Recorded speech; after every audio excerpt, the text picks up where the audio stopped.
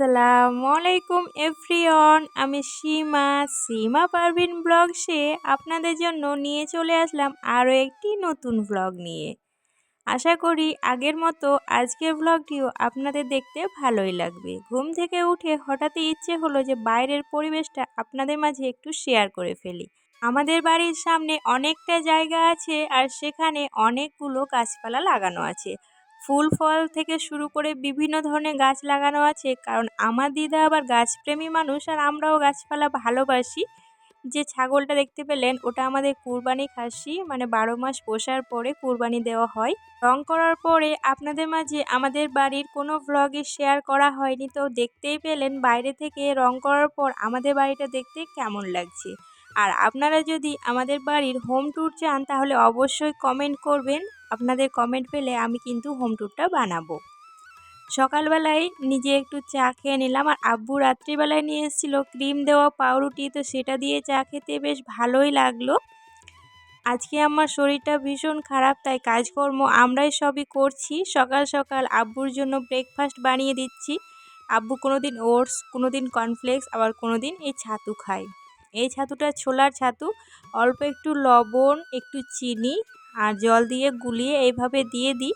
আব্বুর এইভাবে খেতে সুবিধা হয়। এটা এখন ব্যাগের ভিতরে ঢুকিয়ে দেব, এটা চলে যাবে আমার আব্বুর দোকানে। আমাদের সবার জন্য ব্রেকফাস্টে রুটি বানিয়েছিলাম, তার সাথে সবজি। তো আমার জন্য রুটি সবজি নিয়েছি আর ছেলের জন্য দুধ দিয়ে রুটি।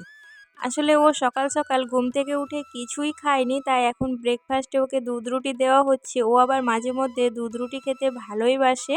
পুরে রান্না বান্নার জন্য আব্বু তো বাজার দিয়ে পাঠিয়ে দিয়েছে। চলুন বাজারের ব্যাগে কি কি ছিল সেগুলোই দেখে নিই। আজকে বাড়ি থেকে যাওয়ার সময় আব্বু বলেছিল যে চারাপোনা মাছ আর সাথে দেশি বেগুন দেব, মাছ দিয়ে বেগুন রান্না করবে। তো বেগুনগুলো আমি ঢেলে নিলাম। এই বেগুনগুলোতে ভীষণ পরিমাণে কাঁটা থাকে আর খেতে কিন্তু ভীষণ টেস্টি হয়। এগুলো গাছের বেগুন, মানে দেশি বেগুন, বিদেশি না। আর দেশি জিনিসের টেস্ট একটা আলাদাই থাকে। তার সাথে চারাপোনা মাছ, এই মাছটা তো আমার শীতের দিনে খেতে খুবই ভালো লাগে। দিক থেকে আবার আমার সোনা পাপার কান্নার আওয়াজ পাচ্ছে। কি হয়েছে গো? হয়েছে? ওরে বাবারে, আমার কান্না। তো দানিশ কাঁদতে কাঁদতে চলে এসছে। আয়হান আর দানিশ দুজন মিলে মারপিট করেছে। দুটো বাচ্চা যদি যমজ প্রায় থাকে তাহলে মানে ঝামেলাটা একটু বেশি হয়। আসলে ওদের মধ্যে না ভালোবাসাও যেমন ঝামেলাও তেমন হয়। মানে একটুতেই ভালো থাকে, আবার একটুতেই ওরা ঝামেলা করে ফেলে। তো দুজনকে সামলানো হলো। বোন তো দোলনায় বসে বসে আয়হানকে সামলাচ্ছিল। এবার তো আমাকে রান্না বান্না করতে হবে। বোন আজকে প্রথমবার মাছগুলো কেটে দিচ্ছে। আসলে রান্নাটা আমাকেই করতে হবে, তাই মাছগুলো কে বেছে দেবে, তো বোনকে বললাম যে তুই একটু আমাকে বেছে কেটে পরিষ্কার করে দে। তো প্রথমবার করছিল বলে বুঝতে পারছিল না, আমি ওকে সব কিছু দেখিয়ে দিলাম। এবার থেকে নিশ্চয়ই ও পারবে। চলে এসেছি আমি রান্না বান্না করতে। অলরেডি মাছগুলো ভাজতে বসিয়ে দিয়েছি, আর আমার সোনা পাপা দুটো আবার এদিকে খেলা করতে ব্যস্ত। মানে মা রান্না করছে, তার পাশে বসে থাকতেই হবে। বেগুনগুলোকে আমি গোল গোল করে কেটে নিয়েছিলাম, একটু মোটা রেখেছি। এবার মশলাটাকে ভালোভাবে কষিয়ে নিয়েছি। তারপরে কেটে রাখা বেগুনগুলো দিয়ে মশলার সঙ্গে ভালোভাবে কষিয়ে নিতে হবে। কষানোর পরে পরিমাণ মতো আমি গরম জল অ্যাড করেছিলাম। যে কোনো রান্নাতেই গরম জল দিলে রান্নার টেস্টটা একটু হলেও বেড়ে যায়, তাই আমি রান্নার সময় গরম জলই ইউজ করি। অলরেডি মাছটা আমার কমপ্লিট হয়ে গিয়েছে। দেখতে দারুণ লাগছিল আর খেতেও কিন্তু ভীষণ সুন্দর হয়েছিল। আব্বু, দাদু, দিদা, বাড়ির সবাই ভীষণ প্রশংসা করছিল। তো নিজে হাতে রান্না করার পর কেউ যদি খেয়ে খুবই প্রশংসা করে তাহলে দেখবেন মনে হবে রান্না করাটা একদম সার্থক হয়েছে। রান্না বান্নার পরে আমার হাতে অনেকটাই সময় ছিল। বোন ঝাড়ু দিয়ে নিচ্ছিল আর আমি ভাবলাম মোছাটা লাগিয়ে নিই।